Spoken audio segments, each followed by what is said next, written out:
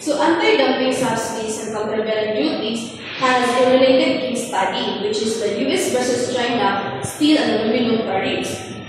So the US steel and aluminum industry has long been affected by imports of cheaper products from China.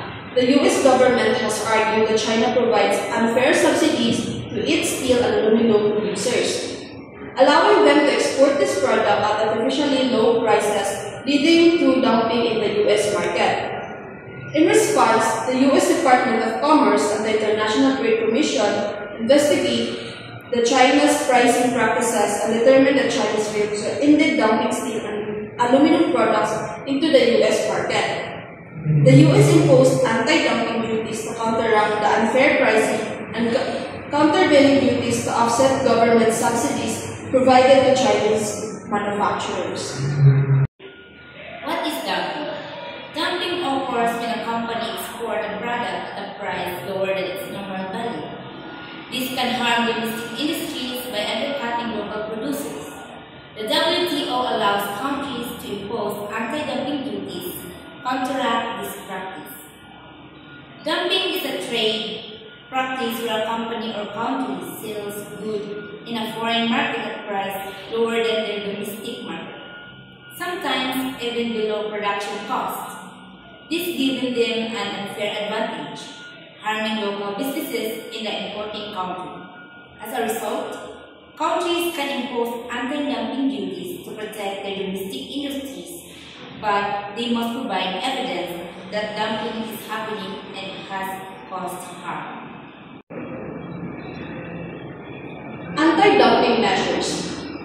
To impose anti-dumping duties, an investigation must prove dumping is occurring, the domestic industry is suffering injury, there is an actual link between dumping and injury, duties imposed should not exceed the margin of dumping. So, dumping occurs when a company sells goods in another country at prices below normal value, often below production cost. The domestic industry suffers harm, such as lower sales or job losses, due to these unfairly priced imports. A direct link must be proven between the dumping and the injury. Anti-dumping duties should not only offset the price difference, not act as penalties. The dumping margin is calculated by comparing the export price with the normal value, ensuring duties are proportional to the margin to avoid excessive protectionism. So, subsidies are financial aids provided by governments to producers, giving them an unfair trade advantage. So, the World Trade Organization, or WTO, classifies these subsidies into two main types. First is prohibited, linked to exports or using local over imported goods, and second is the actionable, can be challenged if harmful. So to counteract the unfair advantage from subsidies, countervailing duties are imposed as special tariffs. Ultimately, these measures by the WTO aim to maintain fair and competitive global trade practices. So these are the World Trade Organization's rules and procedures. First is anti-dumping agreement and SAM, or supply chain management agreement, set the rules and investigations and measures. Second is countries must conduct investigations fairly and transparently.